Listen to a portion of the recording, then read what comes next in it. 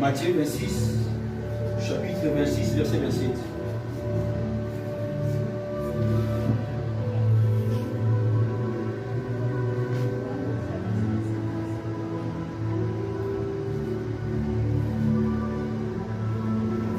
Matthieu 26,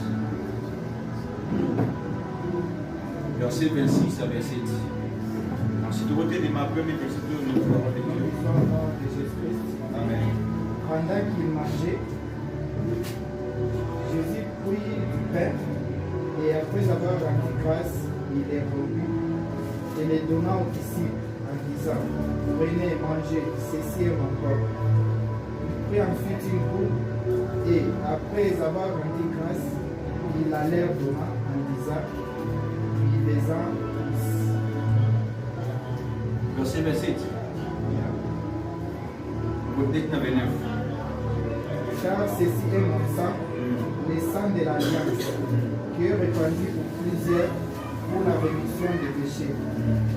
Je vous l'ai dit, je ne boirai plus désormais de ces fruits de la vie, jusqu'au jour où j'en boirai du nouveau avec vous dans les royaumes de mon Père.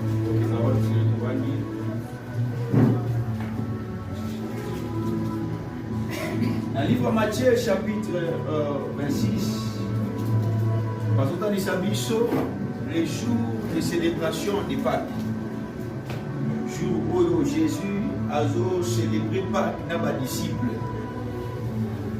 Et la Bible dit, a joué pain, mapa, à Kati Yango. Lorsqu'à Kati, a mis les disciples, c'est mon corps. Et Yami Balé a suivi 20 à l'obibo soit comme il a Eza Makida Nangai. Ma papa si bango balia. Mais les 20 qui est son sang après si bango bamila. Mais un papa sa bango ma pawana azo brisé yango. Akati yango d'abord. Après pour kata yango, ne après si bango balia. Et lorsque après si bango, ça c'est mon corps. Mais bon soyons bolia. Dans la révélation, manger et ça dans plusieurs langages. Mais j'ai pris seulement le langage moko. Dans la révélation, manger et ça koloba pour pratiquer quelque chose ou faire une volonté. Manger dans la révélation. Et Zolobela, pour pratiquer quelque chose ou bien pour faire une volonté. C'est ça manger la révélation. Et dans Jean chapitre 4.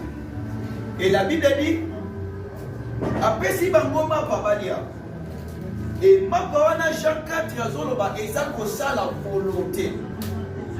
C'est-à-dire que lorsque bazolia, bazo pratiquer quelque chose, mais le sang après si bango bamila. Donc, pour boire le sang, c'est-à-dire le sang, c'est aussi la foi. Le sang, c'est aussi la foi. C'est-à-dire, fête ya Pâques, ezali fête ya batoyo, bazo pratiquer la parole, baza la foi, ya ko pratiquer la parole de Dieu. Fête ya Pâques, eza fête ya batoyo, baza la foi. Il y a qu'à mettre la parole de Dieu en action.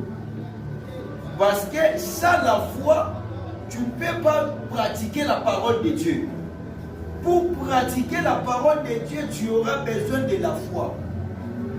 Pour mettre la parole de Dieu en action, tu as besoin de croire dans Malubanaye. Aussi longtemps que croire dans Malubanaye, ça sera impossible de mettre sa parole en action. C'est-à-dire, pour avoir la foi, la parole ensemble, tu as besoin d'avoir premièrement la parole de Dieu. Et si tu as la parole de Dieu, et deuxièmement, tu auras la foi. Pour avoir la foi, vous avez besoin d'enseigner la parole là. Et lorsque vous enseignez la parole de Dieu, et par l'enseignement là que tu auras la foi, la parole de Dieu, et tu vas pratiquer la parole de Dieu. C'est-à-dire,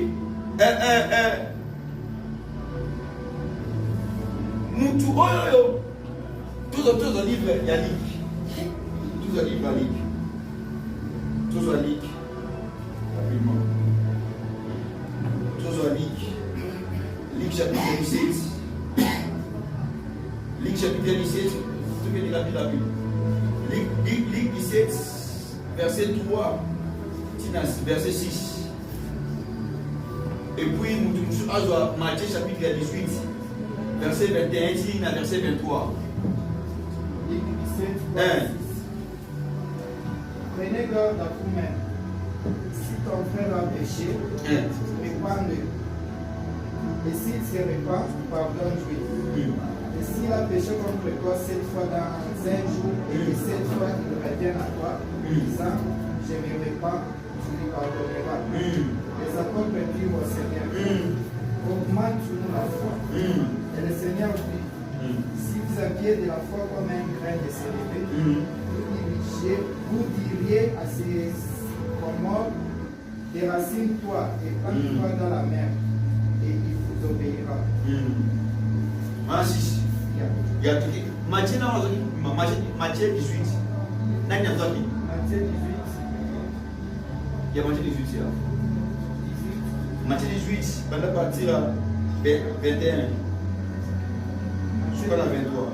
Matthieu 18, 21 à 23. Alors Pierre s'approcha de lui et dit, Seigneur, combien de fois pardonnerai-je à mon frère lorsqu'il péchera contre moi? Sera-ce jusqu'à 7 fois? Jésus lui dit, je ne te dis pas jusqu'à 7 fois, mais jusqu'à 70 fois 7 fois. C'est pourquoi le royaume des cieux est semblable à un roi qui voulait faire rendre compte à ses serviteurs. Quand il s'est mis à compter, on lui en amena un qui devait 10 000 talents. Comme il n'avait pas de quoi payer, son maître ordonna qu'il fît vendre. Ok, je vois. C'est là. Dans le livre de Luc, dans le livre de Matthieu, ils ont un message moko. Mais il y a d'abord dans Matthieu, avant et comme dans Luc. C'est-à-dire que dans Matthieu, dans Jésus, alors il y a des disciples si pardon. Mais dans le livre de Luc, chapitre 17, a répété encore. C'est-à-dire, chiffre 2 et là, chiffre de confirmation. Avant de répéter une deuxième fois, pour confirmer bango, et là, à épicer qui bango dans Matthieu. Les disciples, qui pour la colibisa mutu. Et aussi combien de fois. Mais lorsque Jésus a expliqué bango que lorsque Jésus a yebisi bango comment colibisa mutu, la Bible dit que passé ni Jésus, par le Seigneur, augmente-nous la foi. Tu sais pourquoi? Parce que c'est là qui est plus fort que eux. Et c'est là qui est difficile pour la bango. Parce que Jésus a aussi un bango, va pratiquer pardon sans savoir pour enseigner bango sur le pardon. Donc Jésus a aussi un bango, va pratiquer pardon, mais sans savoir pour expliquer bango d'abord par rapport à pardon. C'est pourquoi c'est là qui est très difficile pour la bango. C'est ça l'ancienne alliance. Dans l'ancienne alliance, la Bible dit que ça n'a pas fait ça qui peuple la loi. Et lorsqu'il a fait qui peuple la loi, Nakatia la loi, ça n'a pas montré qu'il va montrer des choses. Première chose à montrer qu'il va montrer, c'était les yeux. Deuxième chose à montrer qu'il va montrer, c'était l'oreille. Parce que dans Genèse chapitre 48, lorsque Joseph a commis Manassé na Ephraïm, et pas à Jacob pour bénir bango. La Bible dit Jacob a yebisi Joseph. Alors dit que Manassé na Ephraïm na jio bango ba komi bana nangai. Ba remplacer Ribé, ba remplacer aussi Siméon. Donc Ribé c'est les yeux. Et Siméon c'est l'oreille. Joseph c'est tout un peuple. A représenté la maison d'Israël. Oyo Zambe abotoli bango Siméon osala eloko oyo oyebiki. eza lokola nazotinda yo osala makambo ozoyoka te. La Bible dit dans le livre il y a Ésaïe. Lorsque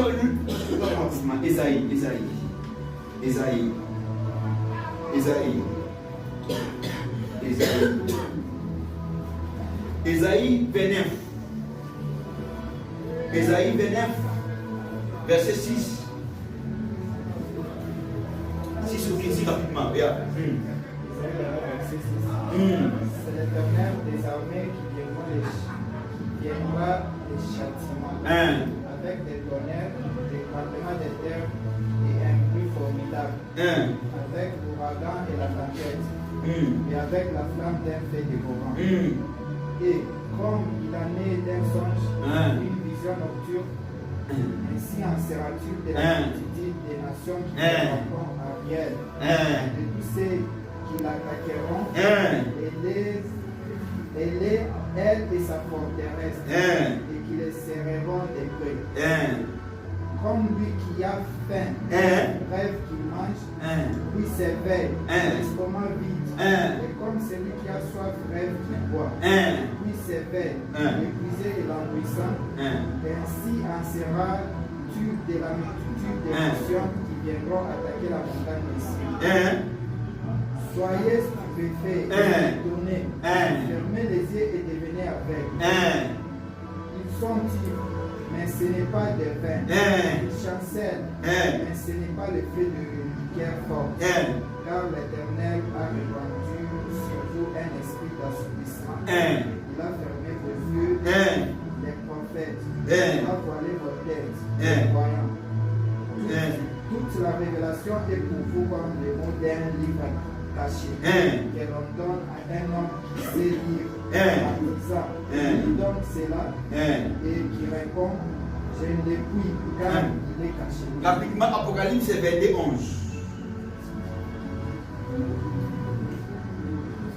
Apocalypse 22, 11. Amen. Que celui qui est injuste soit encore injuste. Que celui qui est souillé s'essuie encore. Et que les justes pratiquent encore la justice. Et que celui qui est saint se sanctifie encore.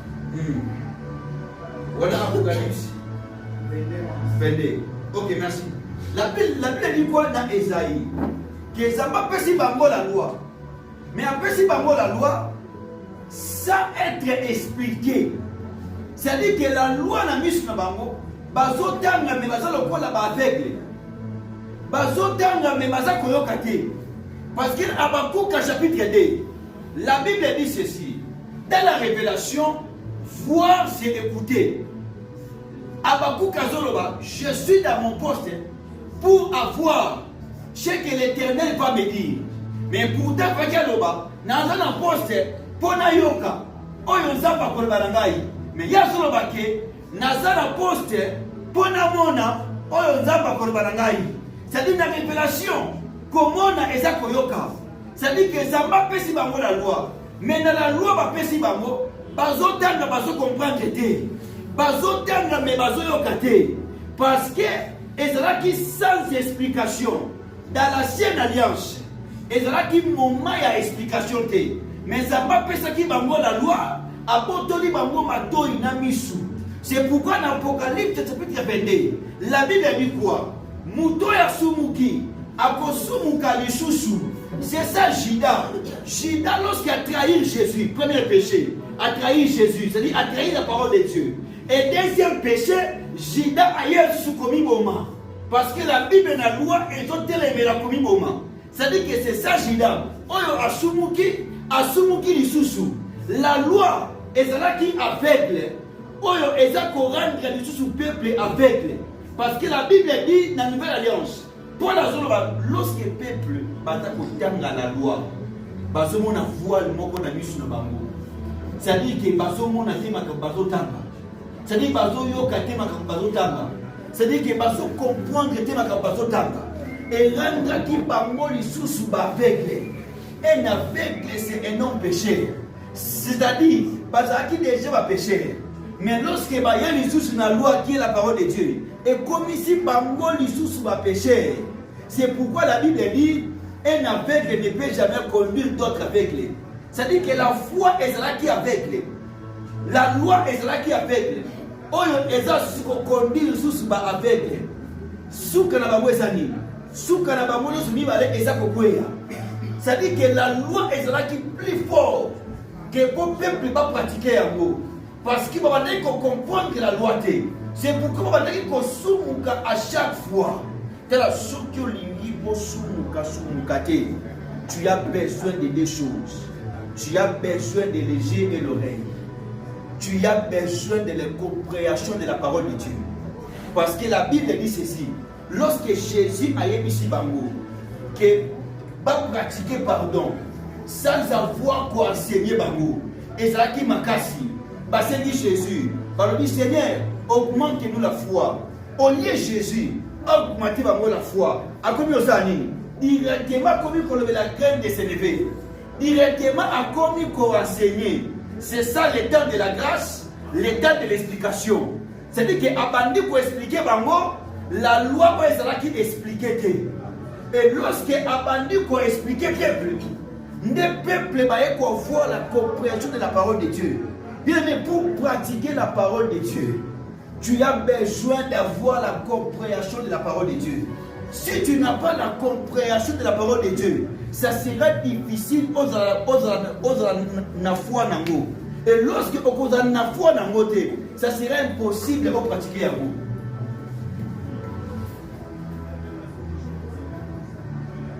La Bible dit qu'il y avait un jour, Pharaon a sa songe. Lorsque Aloti, à la Mouki, après qu'on la Mouka, la Bible dit l'esprit de Pharaon est comme qui est agité. Pharaon n'a pas la paix. A comment qui même il coluka abomana passage naïe. Parce que Azalaki n'a songe, mais Azalaki n'a explication te à songe. C'est là. Oyembi eloko epesaka mutu kinya na vie eza mbongo te. Parce que Pharaon aza roi azali riche, roi azalaka eloko te. Mais songe ezali que Pharaon akoma agité. Songe ezali que Pharaon a perdre la paix. Mais azalaki na mbongo. C'est pourquoi dans Proverbe 10, verset 22, la Bible dit quoi? C'est la bénédiction de l'Éternel qui enrichit. Elle ne peut suivre donc qu'un chagrin. La bénédiction là, ce n'est pas la bénédiction matérielle, mais c'est la bénédiction qui vient dans la compréhension de la parole de Dieu. Bien, mais c'est possible, aux alambongo, aux alamituka, mais aux alamimia. Mais c'est impossible, aux la compréhension, il y a la parole de Dieu aux alamimia.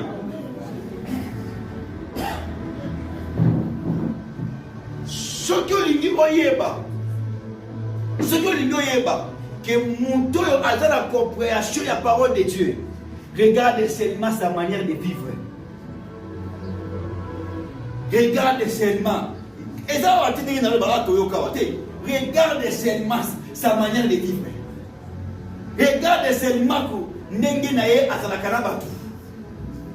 Regarde seulement Nengalataka. Regarde seulement Nengalobaka. On peut comprendre facile que Moutoyo a la compréhension de la parole de Dieu. Bien, mais ça, la compréhension de la parole de Dieu, venez pour l'agiter. Ça, la compréhension de la parole de Dieu, venez pour la kimia. Parce que c'est dans la parole de Dieu qui vient la joie et la paix. Moi, je peux ça la paix, tu vas consulter. Mbongo pesa reste moté. Yango ezablo mususu mbongo ekoso paté. Be muntu akopesa moté. La joie la paix est domaine à Jésus. C'est-à-dire que Pharaon a promis à agiter. C'est-à-dire que ce que l'ingine a vie na yo, osera na paix. Tu as besoin d'avoir la compréhension de la parole de Dieu. Amen. Sans laquelle on ne pratique jamais la parole de Dieu. Parce qu'il n'a pas ces mots tout ça dans le cambo aux yeux. Et le quoi dans le bac n'a pas si. Parce que aux yeux au ça la montée. Non, tinda yo, osa makambo ozoyoka te, okosala te. La Bible dit ceci, pour la dire rapidement. La Bible dit ceci. Dans le livre, il y a des rois. Faut la guider rapidement. Nous ensemble.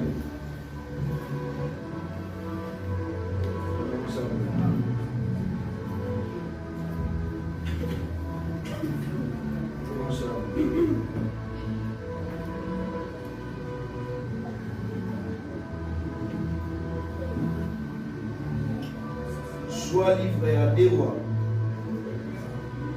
Des rois. Des rois chapitre 13, verset 14, rapidement. Des rois chapitre 13, verset 14. Amen. Joas se coucha avec ses pères. Et Jéroboam s'assit sur son trône. Des rois chapitre 2. Des rois chapitre 2. Verset 13 à 14. Et il releva les manteaux qu'Élie avait laissés tomber. Puis il retourna et s'arrêta au bord du Jourdain. Il prit les manteaux qu'Élie avait laissés tomber et il en frappa les eaux. Et il dit, où est l'Éternel, le Dieu de Élie? Lui aussi, il frappa les eaux qui se partagèrent ça et là, et Élisée passa. Merci, écoutez. Alors je vais dire un peu prophétiquement. Écoutez. Ici, je vais dire un peu prophétiquement. Ici, je vais dire un peu prophétiquement. Écoutez. Dans le livre des rois chapitre 2, la Bible dit ceci. Après l'enlèvement d'Élie, Élie a su manteau dans Yabot. Parce que Élisée avait demandé ça. Élie a su manteau, tant que à Mati Likolo. À partir de Likolo, a su manteau à Waki. Lorsqu'il a Waki manteau, Élisée a dit le manteau. Manteau est pour qui d'abord dans ma belle. Avant Élisée a le manteau. Élie a Waki. Manteau est pour d'abord dans ma belle. Et le mouvement Oyo. Ezali l'ombre et le jour à venir, il y a Jean chapitre 18, na Acte chapitre 1er, chapitre 2. Dans Jean chapitre 18, la Bible dit ceci. Lorsque Jésus, Pierre a mis Simbeli.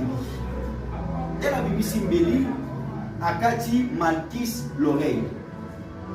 Lorsqu'Akati l'oreille, l'ito Yohana et Koyaki na mabele. C'est ça le manteau d'Élie. Ah non, qui m'a levé pour prendre. C'est ça le manteau d'Élie. Et la Bible dit dans Actes chapitre 1, chapitre 2. Ça même mis par disciple. Vous recevez une puissance. Car les Saint-Esprit viendra sur vous. La Bible dit dans la chambre haute. Dieu avait répondu le Saint-Esprit. Et le Saint-Esprit va dans la chambre haute. C'est ça le manteau d'Élie. C'est ça le manteau d'Élie. Et je peux y avoir une bébé. Dans la chambre haute, on a dit 120. Chiffre 120, c'est le chiffre de Moïse. Moïse a fait qu'il 120 ans. Et la Bible dit que Moïse veut dire retirer des eaux. C'est que Dieu avait retiré des eaux. Dans Genèse chapitre 1, c'était quoi? La terre. Je vais aller lentement pour comprendre le niveau. Donc, lorsque l'oreille est quitte la mabélé, c'est ça le Saint-Esprit. Où ils ont quitté la chambre haute. C'est ça le manteau d'Élie. Où ils ont quitté la mabélé. Et la Bible dit ceci. Lorsque le manteau quitte la mabélé, le manteau là c'est l'oreille. Le manteau là c'est l'oreille. Lorsque le peuple va suivre l'oreille, et la Bible dit, Pierre a commencé de parler. Pierre a zobanda koloba, ezali Élisée, oyo aye kolokota manteau. Manteau oyo Élisée a zolokota. Ezali accomplissement. Il y a Matthieu chapitre 16. La Bible dit ceci. Zamba za koyebisa Pierre que na kopesa yo clé ya église. C'est-à-dire que yonde mutu kofongola clé ya église. Donc lorsque Élisée aza kolokota manteau, ezali Pierre oyo aza kozwa la clé na chambre haute après descendre du Saint-Esprit. La clé c'est le pouvoir. La clé c'est la parole. Lorsque Pierre a bandi koloba, la Bible dit ceci. Il y avait plusieurs de personnes qui sont wana. Et bango nyonso zaki wana bakomi koyoka. Mutamto azokamwa. Ndenge nini azoba na mokora biso. Pourquoi? Parce que makambu nyonso o Pierre abandaki koloba, babandaki ko comprendre. Tu sais pourquoi? Parce que c'était le temps d'explication. Avant, Nzamba banda ko expliquer yo. Abando peso explication. Première chose à couper ça l'oreille. C'est pourquoi après ce qui d'abord peuple l'oreille. Parce que sans l'oreille, attends au Pierre qui a banda ko enseigner, baninga ki ba yokate. C'est pourquoi lorsque Pierre a ça ko enseigner, la Bible dit que bango tout ba komi koyoka clairement. Parce que Zamba pesi bango matoi ya koyoka. Et lorsque bayoki, la Bible dit ceci, kakana jour wana, ezaki na plus de 3000 personnes. Oh babongola ki motema. Pourquoi? Parce que lorsqu'il va comprendre, babongoli motema bango moko. Bazotu na Pierre. Ba invitation ki tokosala ka ndenge nini. Na oyo biso toyoki. Na parole na bino Pierre habité, il faut le cas na baptême. Pourquoi? Parce que ba comprenaki. Pour ne pas comprendre, et c'est là qui va se retourner. Et dans la révélation, l'oreille c'est la grâce. Et l'autre chose qui pose dans la compréhension, il y a la parole de Dieu, c'est la grâce.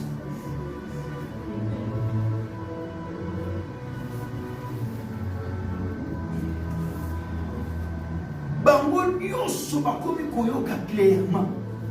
Alors, la Bible dit, dans le livre il y a Marc chapitre 15, je vois. Dans le livre Marc chapitre 15, Jésus n'a quoi? Azolela, Eloi, Eloi, la passe bataille. Et Baromé Bazaki wala. Balobini, Babio, Azolela, Azomenga Eli. Mais pourtant, Abandé Kolobana Hébreu. Bango moko ba Hébreu Bazaki wana, l'âme na bango moko. L'âme na bango moko. Pour parce que na Acte chapitre 2, la Bible dit ceci. Lorsque Pierre a zoloba, muntu na muntu azoyoka na langi na bango. Koyoka na langi na bango wana. Ezate kende mozo balingala kaba na lingala. Ebongo te. Koyoka na langi na bango wana. Ete kende ngazoba na anglais. Ndeke yoka langi na bango te. C'est possible. Na lobelo ko na lingala me okopona ngote. Ah. C'est possible. Na lobelo ko na Kiswahili ko ki amote. Pour Jésus lobi Eloi Eloi. La passe bataille, il a qui na ki hébreu. Mais bango mo ba kono lang. Bazo ba ke ote azobe ngande Eli. C'est-à-dire koyoka clairement et ça na révélation et la qui ko comprendre. Donc koyoka et la qui ko comprendre. Pour ceux qui n'a pas su eloko, o comprendre te et la qui que oyoki te. Et la qui que oyoki te. Mais pour avoir, écoutez, là il me dit ceci. Jésus, après sa résurrection, les a deux disciples à Jésus. Dans le chemin, il y a Maouche. Lorsqu'il va attendre la parole sur la Bible dit Jésus a zaki parmi bango. Jésus a zaki au milieu de bango. Va attendre la parole sur bango tout trois. Mais il y a évité que vous parlez de Jésus. Bon, marché, va attendre sur là. Et comme il y a un moment, je ne sais pas qui est Bazobima, Jérusalem. Et pourtant, Jérusalem, c'est ville de paix. C'est ville, il y a bénédiction. Et là, ville, il y a protection. Pour Jésus, et ses disciples. Pour quitter Jérusalem, pour prendre dans Jérusalem. Mais après le temps, on a dit, mais va éviter que dans Jésus. Va comprendre que dans Jésus. Tellement va comprendre que dans Jésus. Va bandi ko bima na lie ya bénédiction. Va bandi ko bima bisika ya protection. Bien aimé, si tu ne comprends pas Jésus, au bima bisika bénédiction. Si tu ne comprends pas Jésus, au bima na lie ya sécurité. Par contre, dans Jésus, mais va comprendre que c'était Jésus. Lorsque Maliba bima na ville ya Jérusalem, Jésus a arrêté Bango. A vu les peines. Lorsqu'il a vu les peines, a rompu un mot, a brisé un mot. Lorsqu'il a brisé un mot, ne pas pour comprendre que c'était Jésus. L'abrissement là, ok, parce qu'on brisait peine. C'est l'explication de la parole de Dieu. L'abrissement de Jésus, c'est l'explication. C'est pourquoi l'Apocalypse, Pierre Azol est là. Alors, il n'y a pas capable. Il y a qu'on la rouleau. Donc, il n'y a pas capable, il y a qu'on la secret, il y a qu'on peut sa explication. C'est-à-dire que la mort de Jésus, et il y a qui peut sa vie sur l'oreille. Afin que poto yo kazambe. Ce qui a coupé quitter, la mort de Jésus a apporté la grâce. Et puis c'est son grâce qui est l'oreille. Afin que poto yo kazambe. Lorsqu'il a brisé ma part, ne pas comprendre que mon tout va se la c'était Jésus. Donc, temps de la grâce, c'est le temps de l'explication. Il faut bien à Jésus. Il faut bien à Jésus que non, Lazare a sauvé. Il a quitté. Il faut dire que Lazare a coupé, a quitté. Lazare a coupé. Jésus a sauvé. Na sepeli ndenge abela ki a kufi ngana ngai na quitté. Ah bien. Na sepeli ndenge abelaki na ndenge akufi nazalaki te nayebi eloko bongo olomo église parce que c'est fort nayebi so phrase moko sans explication ekoleko na makasi. C'est ça la loi. Amen. C'est ça la loi. Mutu akufi obaki osepeli ndenge abelaki mpe ndenge akufi ndenge ozalaki te osepeli. La parole de Dieu, sans explication, et pour continuer qui nous bat. Écoutez, je sais que n'a pas la qui n'a quitté. Je suis comme maintenant tout qui ah. Donc yo qui ne pour nous couper tout ça pour la boue. Ah bien maintenant c'est quoi tout qui.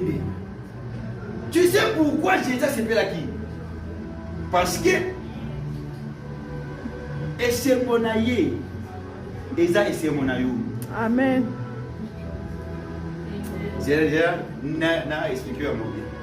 Pourquoi Jésus a s'appelé là qui? Jésus a dit que c'est bon. Et c'est bon, il y a cette explication. Pour aïebi, explication, et kumba kesema. Et là, comme tu comprends, et kumba kapé. Amen. Aïeba qui a mot. Pourquoi qu'il a quitté? Azaki n'a besoin à s'expliquer. Tout mon côté à expliquer ça bien qui est mon. Azaki n'a besoin à s'expliquer. N'anengeni. Azaki n'a besoin à y évacuer.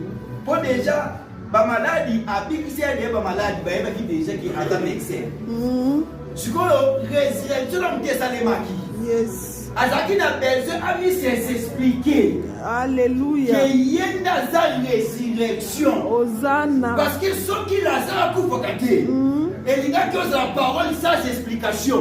Alléluia. Pourquoi tu que le diable a touché Job? Parce qu'il n'a besoin à s'expliquer.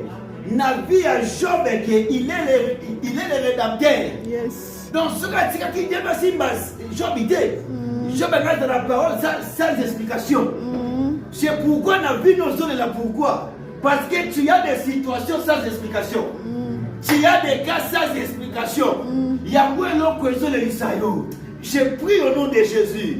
Dans 2026, Zambe a mis s'expliquer la vie. Amen. Hosanna. La soin ainsi. l'explication, le temps de la grâce, c'est le temps de l'explication. Amen. Tu as besoin Hosanna. d'avoir l'oreille. Yes. Pour n'a côté mais peut-être pour comprendre les maths. Tu as besoin de l'oreille.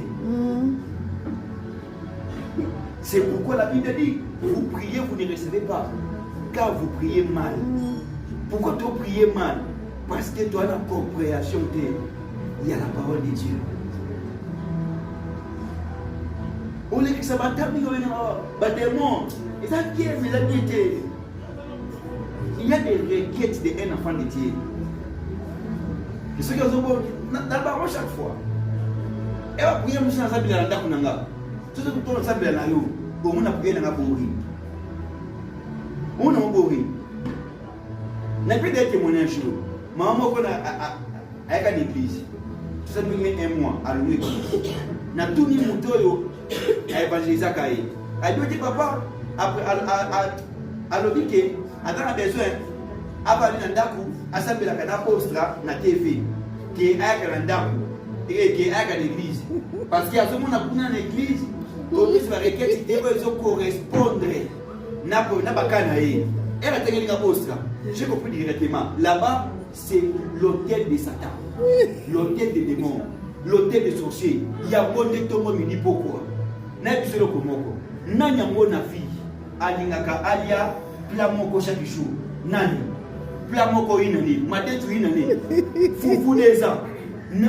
Ochaje musude. Nanya mwa olinga. Biso tout on a besoin de découvrir dans l'équilibre pour nous. Le micro madesu. Le micro naboui. Mais comment ça fait-il? N'a qu'à l'église. Pour vendre des langailles. Pas de ma famille. Pas de sa famille. 2 ans, 3 ans, 4 ans. Ici, Kabongo, ceux qui n'ont pas pendant ah, Mathieu, on est plus fort que Kotonda. Pour nous, tu as déjà Wana, Mathieu, on est en haut. Ah, on n'a pas bourré. Pourquoi? Ça, c'est vrai. C'est d'abord tu vas Matoy. Et pourtant, ma cambouille, on est candidat où?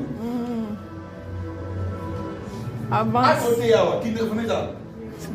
À côté, alors, famille, ça. Tout chamba. Si j'ai l'oreille, non, ça de Corentin, n'a comprendre que j'ai il y a diable de la vie. Si j'ai la compréhension de la parole de Dieu, c'est fini pour moi. Ça suffit pour moi. Yeah, ça c'est vrai. Je n'ai pas besoin qu'il n'y ait pas de vision que n'a comme toujours pas stress. Et qu'il m'a 3 à 4 ans.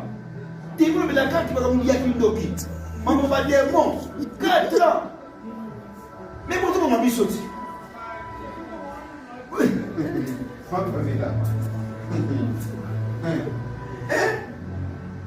Nous avons perdu de l'oreille. Il faut demander Dieu ça. La compréhension de la parole de Dieu. Amen. Tu as besoin de ça. Nous sommes dans l'état de l'explication. Sinon, tu peux dire ce que tu quoi? La loi. Parole sans expliquer. Au petit cahier. Si vous comprenez, tu vois la facilité à petit cahier. Ça c'est vrai. On a besoin de que l'église a sama batikoya babotilo matoi.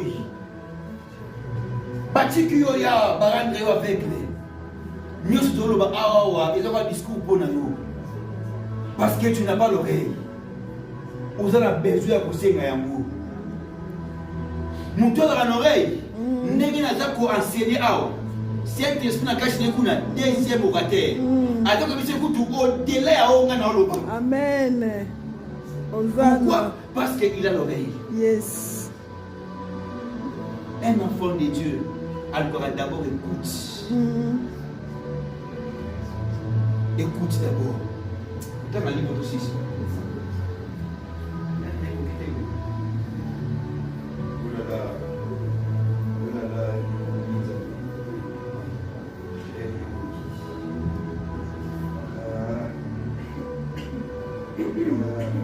Ok, ça va. Téma, tout ça. Téma, tout ça. Tu continues dimanche prochain. Dimanche prochain.